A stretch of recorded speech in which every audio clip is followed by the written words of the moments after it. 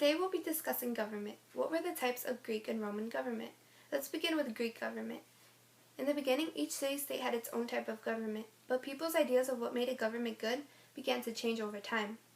Let's talk about the types of Greek government. From 2000 to 1200 BC, city-states were ruled by monarchy. This is when the kings and queens ruled the people. Another type of government is oligarchy. From 1000 to 600 BC, city-states used this type of government. This is when the people are ruled by the few, and the few are powerful, wealthy men. Now, this type of government was bad for the poor, but gave power to wealthy women.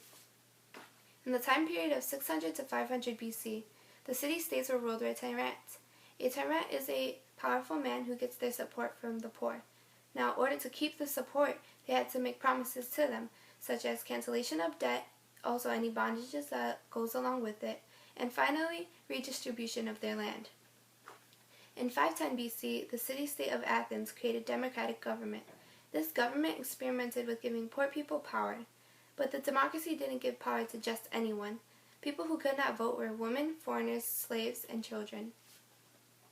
Greek government had councils, senates, and an assembly. Now their type of government was direct, which meant that the people had the decision. Now that you have heard about the types of government, let's talk about the people who contributed to them. Solon. He created the foundation and ideas of democracy. Cleisthenes. He was the father of Athenian democracy. He reformed the constitution so democracy can go along with it. Aristotle.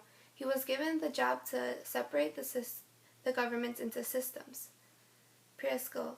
He was the most famous Greek political figure. He increased the number of paid public officials in order to strengthen democracy. Moving on to Roman government. From the beginning, the city-states were ruled by kings, until Romans got tired of their king and got rid of him.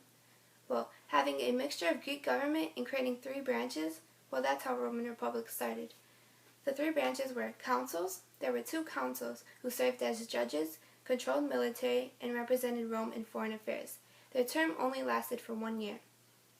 Then there was the Senate, who was the advisory branch. At first, only patricians were senators. Their term was for life.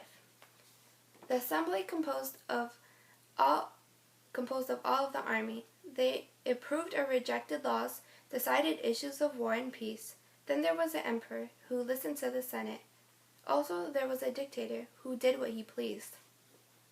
In this time period, people were divided into three classes.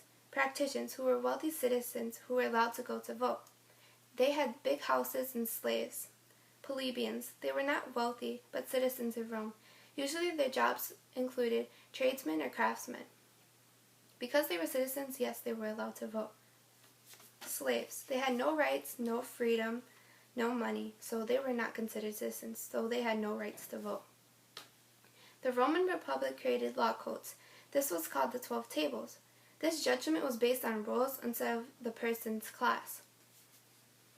Important people to remember are Julius Caesar. He was a general, politician, and statesman. His accomplishments were leading expeditions in Germany and Britain, reforming the calendar that we use today, and also crossing the Rubicon River, where he became dictator of Rome.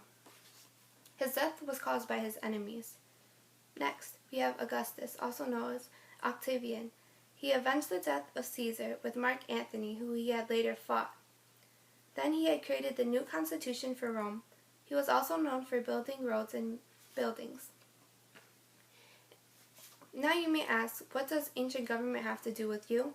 Well, if it wasn't for the Athenians creating democracy, we wouldn't have it today. Democracy, yes, we do still use it today, but instead of it being direct, we use representative, which means that the citizens select somebody to make the decisions for them.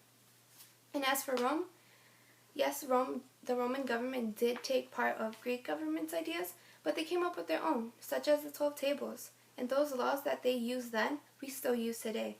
Also, they gave us the three branches, legislative, judicial, and executive. That's all for today. Thank you for listening to Greek and Roman government.